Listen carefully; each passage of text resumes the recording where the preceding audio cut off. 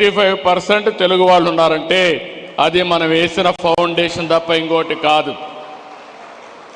ఈరోజు నిన్న మొన్న కూడా నేను మాట్లాడాను, స్టూడెంట్స్ అంతా ఉన్నారు. మీరు ఒకటి గుర్తుపెట్టుకోవాలి, కొంతమంది మాట్లాడుతున్నారు ఏ వస్తే ఉద్యోగాలు పోతాయి కాబట్టి చదువు కూడా మానేసి ఇంట్లో కూర్చుందామని.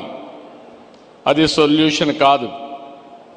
నేను అందుకే ఒక మాట చెప్పాను, మనమందరం కూడా ఒక ఇన్స్పైరింగ్ టైంలో ఉన్నాం.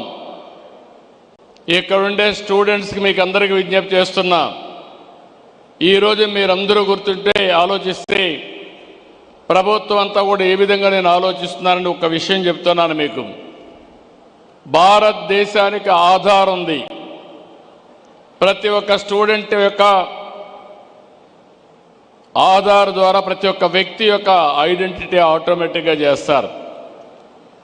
రెండో పక్కన స్టూడెంట్స్ అయితే అభయ్ ఉంది.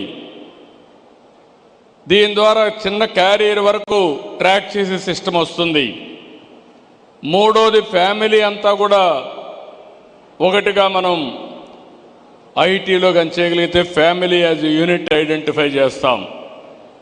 ఇది అయిన తర్వాత మీరు ఒకసారి చూస్తే ప్రతి ఒక్క ఇంట్లో ఉండే వాళ్ళు ఆ ఇల్లు కూడా జియో ట్యాగింగ్ చేస్తున్నాం.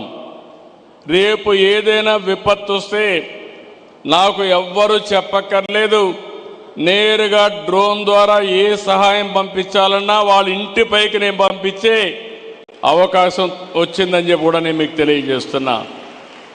ఇదే కాదు, ఈరోజు మీరు ఇక్కడ ఉన్నారు, వాట్సాప్ గవర్నెన్స్ చూశారా అని అడుగుతున్నా. చూశారా తమ్ముళ్ళు పిల్లలు?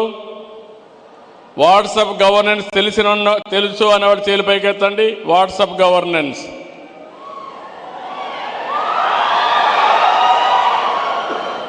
మీరు ఇప్పటి నుంచి ఎవ్వరి దగ్గరికి పోయే పని లేదు, మీ ఫోనే.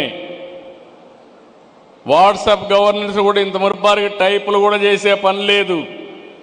హాయ్ అని నీకేం కావాలో చెప్తే ఆర్టిఫిషియల్ ఇంటెలిజెన్స్ ద్వారా క్యాలిక్యులేట్ చేసుకుని మీ సమస్య పరిష్కారం చేసి మళ్ళీ మీకు ఇన్ఫర్మేషన్ ఇస్తున్నామంటే అది ఈరోజు ఈ రాష్ట్రం చేసే ప్రగతి అని చెప్పి మీకు తెలియజేస్తున్నా.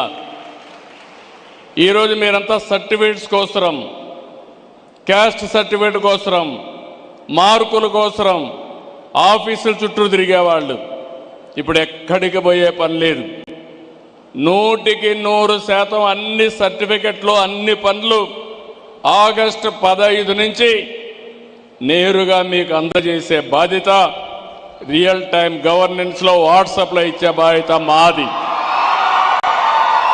దీనివల్ల జవాబుదారితనం కూడా వస్తుంది.